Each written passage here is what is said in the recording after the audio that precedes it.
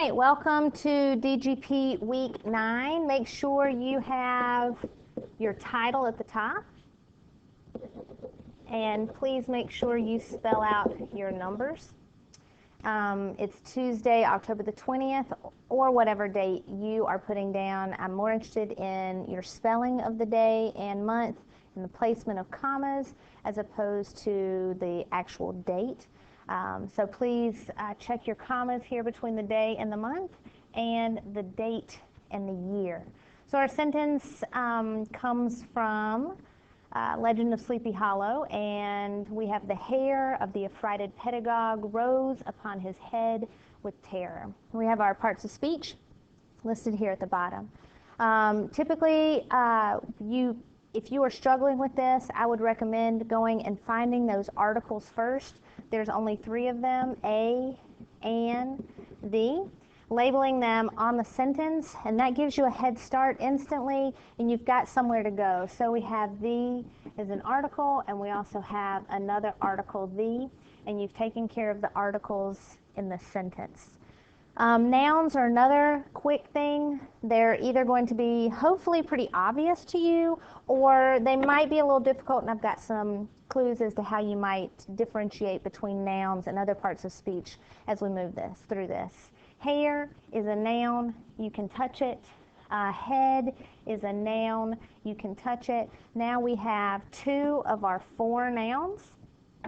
Another thing that I really like to identify are prepositions, because you have some clues that the prepositional phrase will offer you that might help you with additional parts of speech. So, of the affrighted pedagogue is a prepositional phrase. Of is a preposition. We have prepositions that come up over and over and over. We have of, on, for, in, and with as some of the most popular prepositions in the English language. There are 64 or more of them, but these tend to be used over and over and over. And in this sentence, we have of as the preposition that begins of the affrighted pedagogue, and we have with terror, with being the preposition, and the prepositional phrase being with terror. We also have as a prepositional phrase upon his head. Upon his head, upon being the preposition, and the prepositional phrase being upon his head. These prepositional phrases will help you with tomorrow's DGP, and so I'd just like to outline them now so you can see them. So back to our nouns. Prepositional phrases typically end with nouns and pronouns. So here we have a prepositional phrase of the affrighted pedagogue, and noun, pedagogue is a noun. Here's a little vocabulary lesson. A pedagogue is a teacher.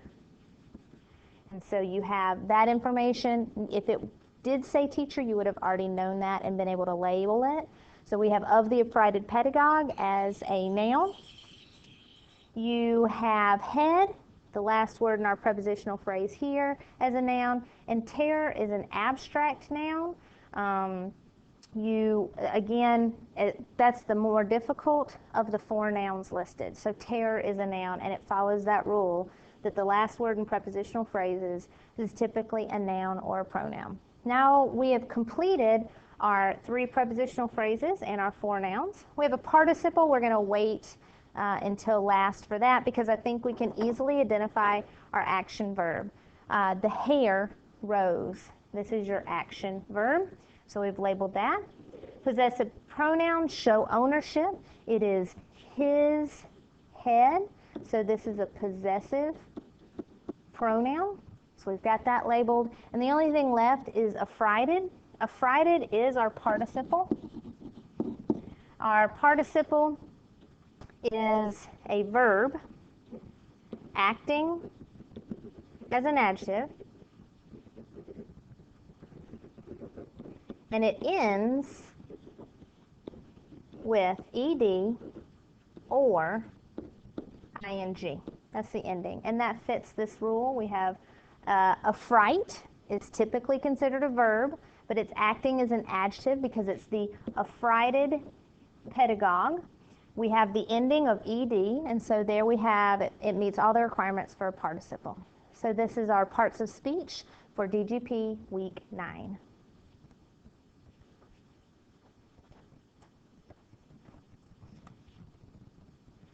If we'll move on to Wednesdays, this is going to be our parts of the sentence. You can look at the things we're looking for: subjects, verbs, prepositional phrases, and objects of the preposition. Yesterday, which would have been yesterday, but since we are watching this video, it's all one. We have our prepositional phrase. We've listed these already. That's why these build on each other. So you have those already. We talked about the last word in the prepositional phrases being nouns. So you have that already, but in this case, they're going to turn into the objects of the preposition. So our objects of the preposition are listed as pedagogue, head, and terror. So you already have your three objects of the preposition. You already have these listed, but we're going to talk about them a little bit more because we do have the prepositional phrases. So we're looking for a subject. Our subject in this case is the hare. The hare is what this sentence is about. What did the hare do? It rose. This is your verb. It is intransitive because we do not have a direct object. So now we have our subject taken care of, our intransitive verb, and we're back to our prepositional phrases. This prepositional phrase of the affrighted pedagogue, is an adjective prepositional phrase. The adjective prepositional phrase, hopefully you'll be able to see that this prepositional phrase of the affrighted pedagogue tells us more about our subject. And since our subject is a noun, that's why this prepositional phrase is listed as an adjective prepositional phrase.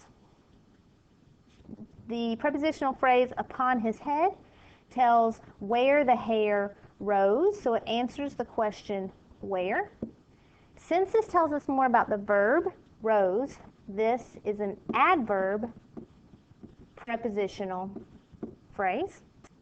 And then finally, we have with terror. This also tells us how the hare rose. And since this prepositional phrase with terror tells us more about rose, it is an adverb prepositional phrase.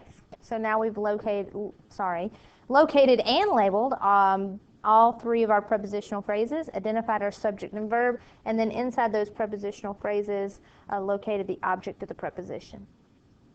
One last thing, we're talking about the subject and predicate parts of the sentence. This is your divider line. The hare is your subject, but this prepositional phrase tells us more about that hare, and so that would be underlined twice. And then the second part of the sentence is the predicate part of the sentence, and that will be underlined twice.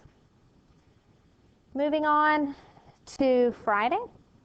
I've got this labeled as Thursday, but typically we do it on a Friday. Again, the dates don't matter. Are you spelling the days of the week correctly, the months of the year correctly, and are you using your commas in the right place? So here we have our diagram. I'll always give you the diagram as a model. It's kind of a picture of your sentence, and we're going to start out using yesterday's, in this case, just a minute ago's DGP to identify the parts of this diagram. Your subject, remember that line that we drew here yesterday? That's this line right here. So our subject is hare. And what did the hare do? It rose.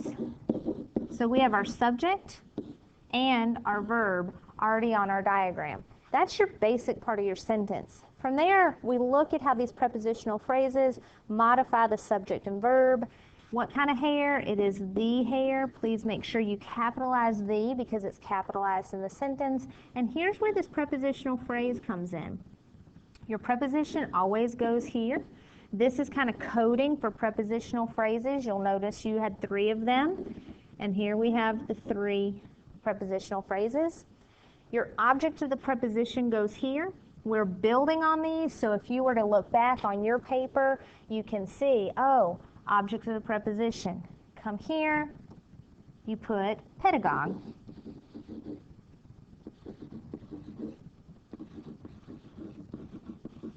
And then you are looking for those words that modify the pedagogue, the word pedagogue. It's the pedagogue and our participle, affrighted. Now you've completed every part of the subject part of the sentence, and we're on to the predicate part. Again, we have our two prepositional phrases, upon his head and with terror, and if you were just filling in a puzzle, you could see where this goes. Order is important, so you would need to put upon his head here, and then it's obvious because it's the three words, upon being the preposition, with head being the object of that preposition, and whose head? His head. See how his is modifying head. And then finally, with terror,